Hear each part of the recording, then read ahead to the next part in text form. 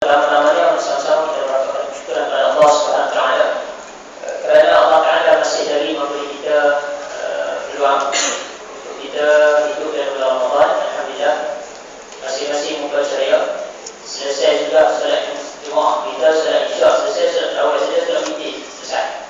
Alhamdulillah, solat Taubat itu selesai. Solat Jenazah Allah Alhamdulillah lagi. Semoga insya-Allah. Kemudian yang keduanya selawat dan salam kepada Nabi besar Muhammad sallallahu alaihi wasallam.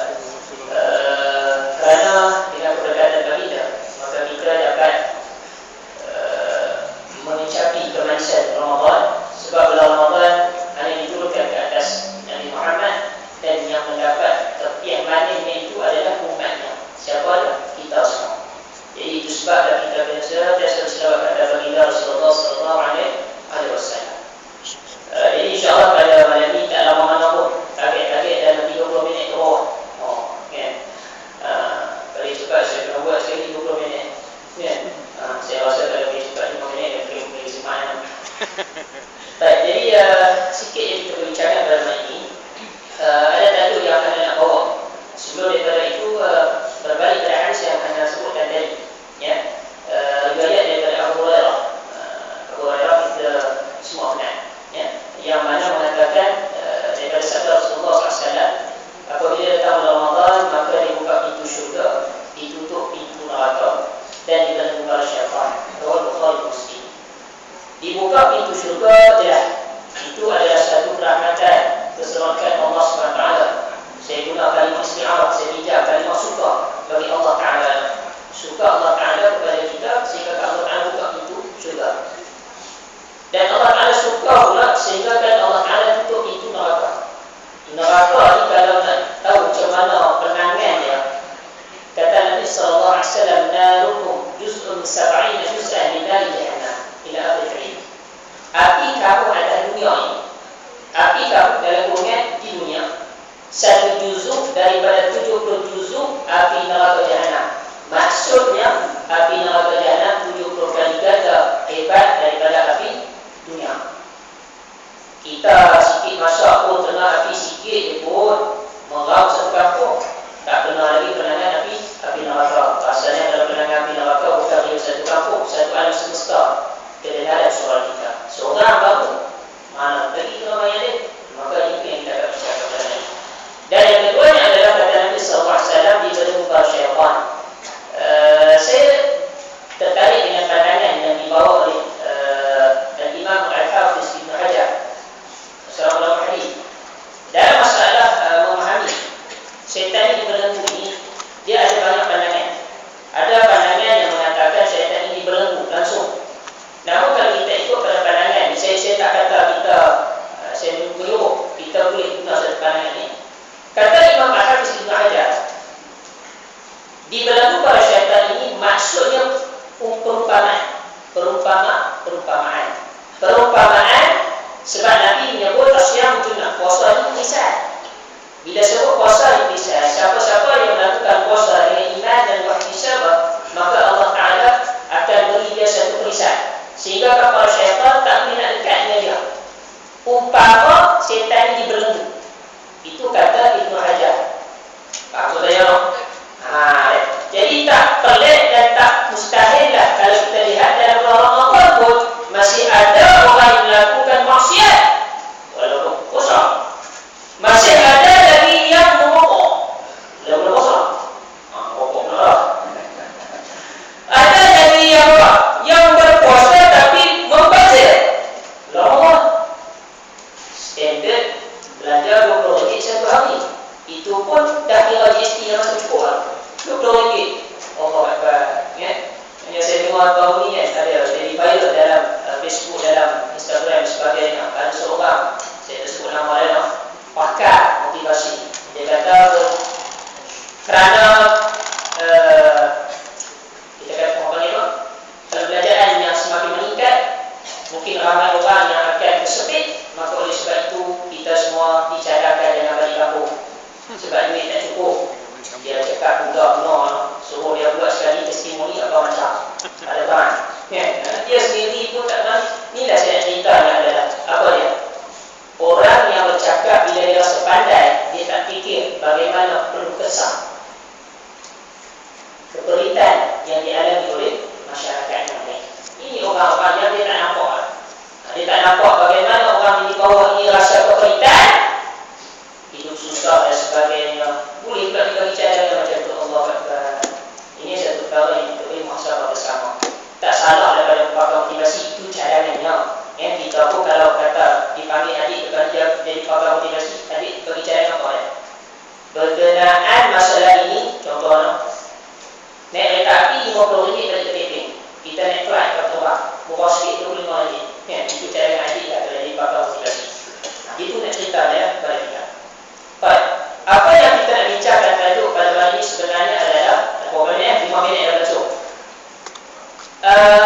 Di antara golongan yang akan menjadi sahabat syaitan dalam neraka. Siapa ya? Ini kita nak tahu. Saya tak sebut banyak, saya sebut sikit-sikit. Sebelum itu kita tengok syaitan ini, dia adalah pengikut iblis. Iblis dah jelas. Fa'aba wastakbara wa kana minal kafirin. Dia seorang yang bongkar dan takabur sehingga Allah Ta'ala ini menjadikan dia daripada kalangan yang kufur, dan Allah Ta'ala wujudkan dia daripada kedudukan yang mulia. Namun Allah Ta'ala telah diberikan cadangan oleh iblis. Ya Allah, Pak Tuhan, beri aku peluang, kan? Aku tahu aku masuk neraka. Dia taat dengan perintah Allah Ta'ala, cuma dia minta permission dia. Dia minta kalau boleh beri aku masa sebelum hari kiamat untuk aku menyesatkan anak-anak Adam. Allah Ta'ala makbulkan doa. Maksudnya permintaannya diterima. Maka itu sebablah kalau kita lihat iblis, dia punya kehebatan dia boleh pasang kroni dia. Ingat orang manusia ada kroni. Ingat manusia ada kroni. Syaitan pun ada kroni. Sebenarnya manusia ini belajar daripada iblis pakai kroni. Kroni dia siapa ya? Iblis itu ketua manusia yang tidak melakukan ibadat pada Allah Subhanahu Wa Taala, yakni dalam keadaan kufur, mereka ini dipanggil kafir. Dia. Yang keduanya jin, makhluk halus yang kita tak nampak dengan panca indera kita. Yang mana mereka ini kita ada, yang kita tahu dia ada dua golongan. Ada kafir mak Islam, ada kafir bukan Islam. Yang bukan Islam inilah yang dikatakan sebagai syaitan. Maka itu sebabnya Allah SWT firman dalam Al-Quran, wa kadzalika ja'alna likulli nabiyyin aduwwan syayatin al-insi wal jin. Demikianlah kami jadikan bagi setiap nabi itu musuh daripada kalangan syaitan, manusia dan juga jin. Manusia siapa dia? Manusia kafir yang mana sentiasa menyesatkan manusia yang baik, khususnya orang Islam daripada agama Islam. Inilah syaitan, kroni yang pertama. Kroni yang kedua adalah jin, yang kita katakan syaitan, yang makhluk gaib yang kita tak nampak inilah. Ini pun masalah juga. Kadang-kadang kita pergi tengok cerita extrovert bercakap dengan jin. Jadi lalu tengok semua maksud lakon. Aku dalam majlis ni saya jawab dengan aku lah. Siapa ya? Macam tu cerita. Okey, baik.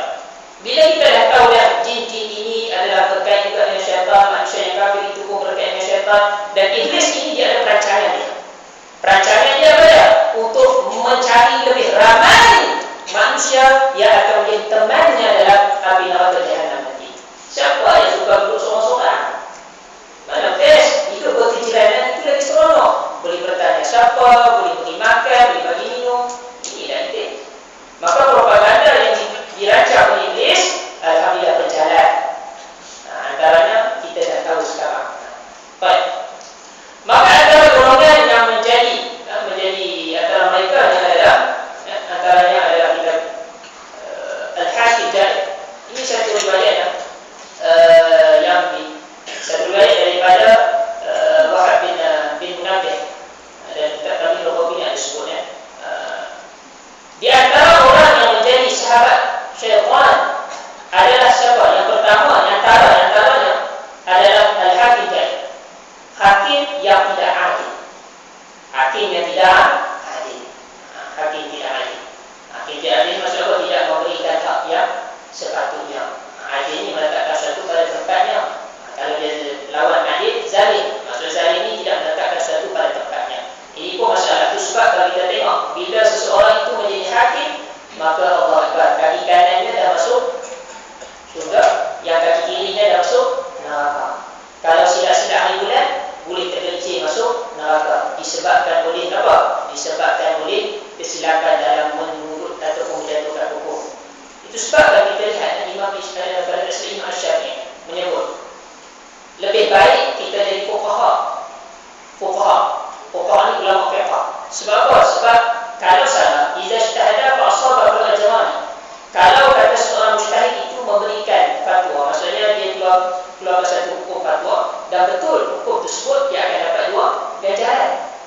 Wa idza akhta'a falahu ajrun wahid. Tapi kalau silap dia akan dapat satu saja, tak dosa. Itu bagusnya menjadi ulama yang faqih dalam masalah fiqh, sebab mereka tak berdosa kalau tersilap cara. Sebab dalam memahami nas Al-Quran ini berbeza. Sebab manusia ni dia lain akal dia. Lain akal dia. Tapi yang kedua dia siapa dia? Dia memakan harta anak yatim. Allah Akbar. Bulan-bulan Ramadan tu masih ramai yang makan harta anak yatim. Khususnya penjaga anak yatim. Kadang-kadang kalau kita tengok Allah Akbar, kau ibu yang Allah SWT atau bapa ibu yang Allah SWT sekalian. Sebab kita tengok sekarang masalah masyarakat kita. Budak-budak didera. Yang baru ni saya tengok gambar tu ada seorang budak tu ikat di tiang, satu tiang ditelanjangkan. Saya nampak macam air. Rasanya kencing dia apa? Allah Akbar, kejam. Baru ni pula yang sebelum ni pasangan suami isteri mendera anak tirinya perempuan. Nanti perempuan lelaki. Perempuan. Allah Akbar. Dalam kali apa yang terjadi, anak tirinya itu kemungkinan cacat kan. Ini masalah yang memang rumit masyarakat sekarang. Lebih lagi pula anak yatim penjaga. Kadang-kadang ni dia harta anak yatim sebagai contoh. Ayahnya ini jutawan. Nak disalurkan duit faraid itu sebahagian kepada anak yatim ini. Tapi masalahnya dia tak balik lagi. Wabtalul yatama. Kalau kamu nak beri anak yatim ini harta, kamu kena uji mereka dulu. Itu bila sampai tak balik. Masalah sekarang belum balik, maka penjaga pegang duit. Dan masalah yang timbul adalah kebanyakan penjaga. Kebanyakan cerita. Tak semua, tapi boleh kata kebanyakan. Yang tak faham pula memegang duit harta anak yatim tersebut lalu dimonopolikan duit tersebut. Ini masalah yang berlaku. Tapi kalau dia ambil dengan syarat untuk nak di-rolling balik, maksudnya dibuat pelaburan untuk anak yatim itu kembali boleh, ataupun penjaga tersebut difakir, dia ambil sedikit untuk keperluan hidup boleh, tak ada masalah. Namun kalau dia ambil 1 juta semua dia puluh habis, ini yang menjadi wala ta'kulu amwalal yatama zulman fa innama ya'kuluna fi butunin nar wa sayaslawna sa'ira. Janganlah kamu makan harta anak yatim zulman dalam keadaan zalim, sebab kamu akan menyebabkan dimakan oleh api neraka jahanam. Yang ketiganya adalah siapa? Yang ketiganya peniaga yang menipu. Peniaga yang menipu. Bila Ramadan pun dah juga. Contoh. Saya tak kata apa, bukan kat titik, bukan kat kadai. Peniaga air. Katanya air jus. Tengok ekor dia. Tapi saya pergi beli kat Batu Semua tadi, memang air jus dia. Memang sudah gila. Kak ini satu bungkus. Minum 3-4 gelas. Semua pun. Tapi memang betul lah, jus buah teh. Tapi satu tempat saya beli tu, saya tanya, ni air apa ni? Ni air jus buah perahan, asir. Dan bahasa Arab ni asir, perahan. Kita pun belilah dalam RM3. Balik-balik rumah tengok tu dia pencelup dia. Allah Akbar, penipuan telah berlaku. Dan saya telah ditipu, dia penipu. Saya tak berdosa, dia ada dosa. La gharatul baik. Kata Nabi SAW, tidak ada tipu helah dalam jual beli. Satu larangan. Kerana apa? Sebab orang yang melakukan penipuan dalam jual beli, mereka ini adalah ikhwan syaitan, adalah pengikut syaitan. Sebab iblis memang nak tipu orang macam ni. Kemudian yang keempat ni siapa lagi? Yang keempatnya adalah orang yang kita katakan orang yang sombong dan takabur. Orang sombong dan takabur itu masalah juga. Allah Akbar. Bulan Ramadan pun dah juga. Pergi jalan mendapik dada, tebung gelepang. Puasa apa ini? Tengok dia aku kering ke basah. Kalau kering itu kira puasa. Terserah puasa pun tak apa. Sombong dan takabur. Kalau kita menjadi orang yang seperti Nabi Muhammad SAW, Nabi ini Sayyidul Mutawadhi'in. Nabi adalah penghulu bagi orang yang tawadhu. Tawadhu Nabi SAW ini tak boleh kita nak buat sendiri macam Nabi, tapi kita dalam usaha menjadi seperti Nabi. Bagaimana Nabi tawadhu? Kalau kata kamu puasa hari ini, alhamdulillah, Nabi. Macam mana rezeki kamu hari ini? Alhamdulillah. Macam mana anak-anak semua? Alhamdulillah. Macam mana isteri? Innalillahi wa inna ilaihi raji'un. Awak pula innalillahi wa inna ilaihi raji'un. Mana tidaknya ustaz, Pak Imam, Pak Kiai, mai masuk bulan Ramadan, siap dah kaya dah. Bila nak pergi ke? Melayu punya bahasa banyak orang jual ni. Baju kebaya punya orang kan. Dalam bulan Ramadan jangan kita membazir ya. Membazir itu jangan. Dan banyak lagi lah ya golongan-golongan yang menjadi ikhwan syaitan. Maka itu sebab kalau kita lihat dalam ramai kita sebutkan tadi dan masih lagi ramai lagi yang menjadi golongan syaitan ini. Mereka seperti mana Allah SWT sebut dalam surah Az-Zukhruf, kata Allah Ta'ala, wa man ya'shu 'an dzikrir rahman wa man ya'shu 'an dzikrir rahman nuqayyid lahu syaitana fa huwa lahu qarin. Siapa-siapa yang hidup jauh daripada mengingati Allah SWT, buat satu perkara bukan kerana Allah, menjual, menipu, menjatuhkan hukum, menipu, semua yang tak kenal cara Islam, memang betul lah dia jauh daripada peringatan Allah Ta'ala, jauh daripada berzikir kepada Allah Ta'ala, mengingati Allah Ta'ala. Nuqayyid lahu syaitana fa huwa lahu qarin, maka Allah Ta'ala akan menjadikan syaitan itu sahabat bagi mereka. Wa annahum la yasuddunahum an sabil, dan para syaitan ini apa yang mereka buat, mereka akan menghalang kita daripada jalan yang benar, jalan menuju kepada Allah SWT. Wa yasabuna annahum muhtadun, dan mereka yang telah dipesong oleh syaitan itu menyangka dan menjangkakan bahawasanya mereka ini telah diberi petunjuk oleh Allah Ta'ala. Cuba kita tengok zaman sekarang ya, orang yang melakukan kezaliman, bila tanya dia kata ini adalah jalan yang benar. Betul lah Allah Ta'ala sebut mereka ini dipesongkan oleh syaitan, namun mereka menyangka mereka ini diberi petunjuk. Dan surah Zukhruf, Allah Akbar. Betul tak kata Allah Ta'ala? Betul. Kita kata kenapa hang buat macam ni, membawa orang jauh daripada Islam? Dia kata ini cara yang terbaik, ini cara sederhana. Mereka kata inilah petunjuk daripada Allah Ta'ala. Sedangkan yang sepatutnya kita bawa makin hari orang dekat dengan Islam, bukan makin hari makin benci dengan Islam. Allah Akbar. Ini masalah yang berlaku kalau sekiranya kita buat satu perkara bukan kerana Allah Ta'ala. Saya tertarik dengan satu kisah yang disebut dalam Mukhtasar Minhajul Qasidin oleh Al-Hasan. Pokoknya ini kan semua banyak guna. Satu kisah yang kita boleh jadikan sebagai pelajaran. Pada satu zaman ada satu kaum yang menyembah sebatang pokok. Katakanlah pokok orang. Mereka ni semua pokok ni, kita boleh katakan mereka ni macam golongan primitif, golongan yang mempercayai animisme, percaya semangat. Macam kita pergi Taman Negara Pahang, pergi masuk dalam ekor panjang tu, sampai ke satu tempat yang berhentikan kita. Okey, ni dah puak asli negeri tu. Kita pun pergi lah dekat negeri tu, dia tengok-tengok betul lah cik, muka mereka macam negeri. Saya tengok muka memang macam negeri. Saya ditanya mereka, cik tu penjaga hutan tu kenapa muka orang macam negeri? Cerita ni panjang Ustaz, tapi saya ringkaskan.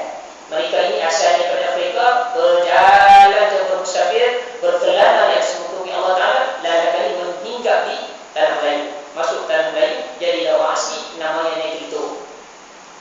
Ada apa tangan kita? Ada apa kebat yang mengaku?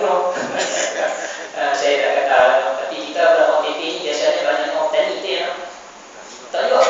Mau campur bemo lah. Campur bemo ABC lah. Itu campur kita ni. Boleh kata kau batu campur. Baik. Balik kepada cerita asal. Jadi bila melihat kaum tersebut menyembah pokok, dalam ramai-ramai itu ada seorang pemuda yang betul-betul beriman kepada Allah Ta'ala. Bila dia tengok perlakuan tindak tanduk kaumnya itu, dia rasa marah, dia rasa benar, lalu dia bertekad untuk mengambil sebatang kapak untuk ditebang pokok itu.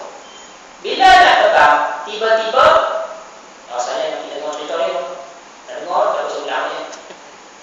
Kita tengok cerita kan. Yang duk balik tengok cerita luar biasa, berulang balik tengok cerita Birabi, ada muat cerita Birabi. Pernah muat. Tengoklah cerita apa? Musa berjanggut dah dekat 50 tahun dah tengok. Tak ada ujung. Sebab kita minat. Begitu juga kalau kisah-kisah Islam, kita minat macam tu. 2, 3, 4 kali ulang pun tak kuat, tak ada masalah. Lebih bagus daripada kita minat cerita-cerita yang lain. Ya, kita cerita asal. Maka dia buat di kapak, pergi dan menuju ke batang pokok tersebut. Nak tebak, tiba-tiba datang kepadanya seorang lelaki. Lelaki tersebut adalah jemaah syaitan. Lalu ditanya kepada pemuda beriman, wahai pemuda, hang buat apa?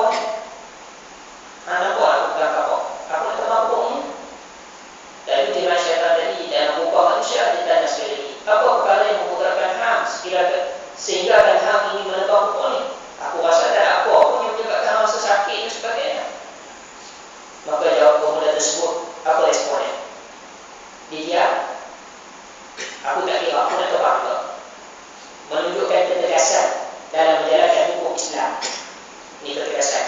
Tapi belum cerita hari ini, dengar betul-betul. Ada ujian pada dirinya. Lalu dia berkata, dah nak dekat dah. Tiba-tiba syaitan tadi bagi cadangan. Tunda. Kalau hang nak terbang, aku akan bagi hang 2 dinar setiap hari. 2 dinar setiap hari. Saya nak tanya, kau ibu, kau bapak sekalian. Kau mula tu terima ke tak terima? Terima ke tak terima? Biasalah tanya opah memang tak terima pun. Tanya abang, coba dia terima. Memang dia terima. Dia terima. Okey, fine. Terima. Maka dia pun balik rumah, dia tidur, besok pagi dia bangun, angkat lantai, ada 2 dinar. Siapa yang bagi? Syaitan yang bagi. Dia seronok. Alhamdulillah. Hari yang kedua bersama angkat lantai, ada 2 dinar. Hari ketiga angkat lantai, ada 2 dinar. Hari yang keempat angkat lantai, apa? Tak ada. Dia punya marah. Bila dia marah, dia kata, tak kira, aku nak terbang ke pokok. Faham? Sebab apa dia marah? Okey. Dia buat dia kapal, dia pergi ke pokok, belum sempat terbang, datang kepadanya syaitan tadi, kali ini dalam rupa yang asal. Lalu ditanya kepada pemuda yang beriman, hang nak terbang kenapa? Maka jawab pemuda yang beriman, aku nak terbang sebab dia tersembah pokok ini selain daripada Allah Ta'ala melakukan perkara syirik. Kata syaitan tadi, hang bohong, hang penipu, hang pelawak. Syaitan pun tahu kita punya cerita. Kita pun tak ditipu mereka. Jadi bila jawapan itu kita dijawab oleh syaitan, maka pemuda tersebut diam. Lalu syaitan itu pun menghampirinya dan dicekik hampir-hampirnya itu. Lalu syaitan itu beritahu kepada dia, jangan boleh ceritakan. Kali pertama kita berjumpa, dating kita yang pertama, hang nak terbang sebab kerana Allah Ta'ala, maka aku tak boleh hampiri hang. Pemuda itu diam. Dating yang kedua, perjumpaan yang kedua, hang nak terbang kerana tak dapat 2 dinar, tak dapat 2 dinar. Maka itu sebablah aku boleh hampiri hang. Maksudnya apa? Pengajaran daripada kisah ini adalah kalau kita buat satu perkara kerana Allah, maka para syaitan tidak boleh hampiri kita. Tidak? Sebab apa? Sebab kita buat lillahi ta'ala. Begitu juga dalam bulan puasa. Kalau kita melakukan puasa dengan iman, wahtisabah dan mengharapkan kepada Allah Ta'ala, maka insya-Allah kita boleh mendapat keampunan Allah SWT. Namun kalau kita melakukan puasa bukan kerana Allah, tapi kerana yang lain, maksudnya kita buat kerana manusia menyuruh, kerana arahan daripada sekian-sekian orang, maka kita tidak akan mendapat apa-apa, melainkan lapar dan dahaga saja. Ini adalah satu perkara yang kita boleh muhasabah bersama insya-Allah. Jadi itu sajalah kita boleh bercerita.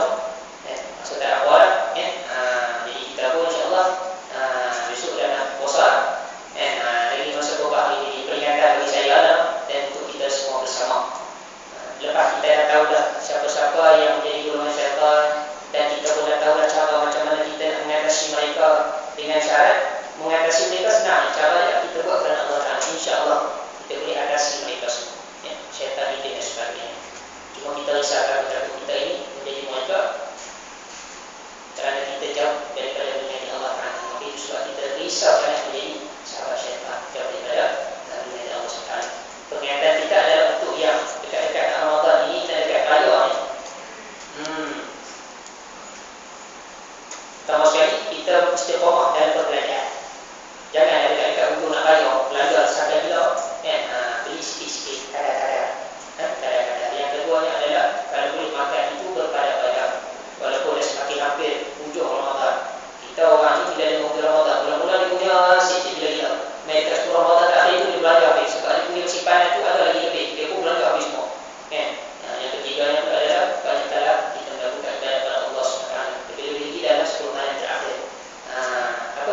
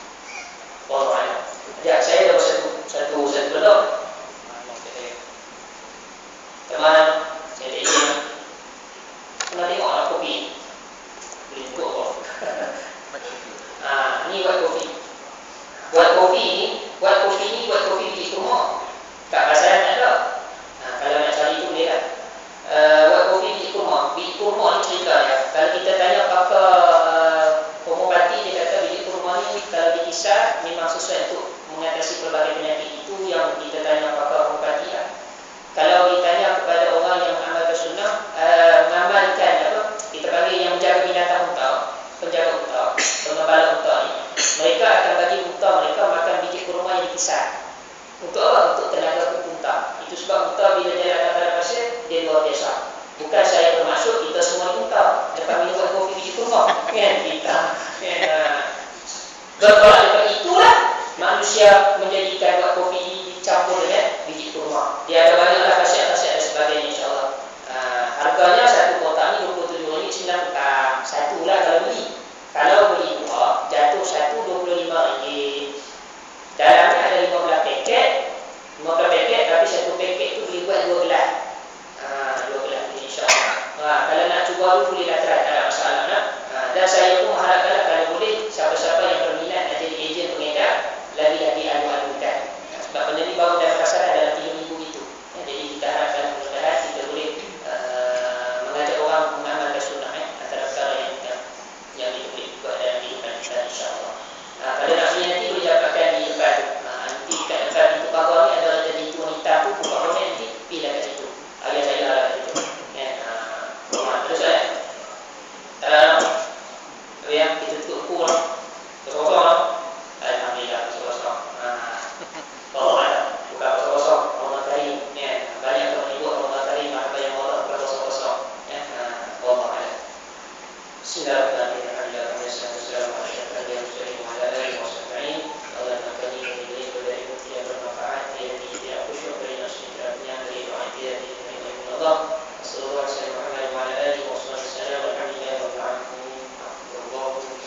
Nah, untuk kembali ke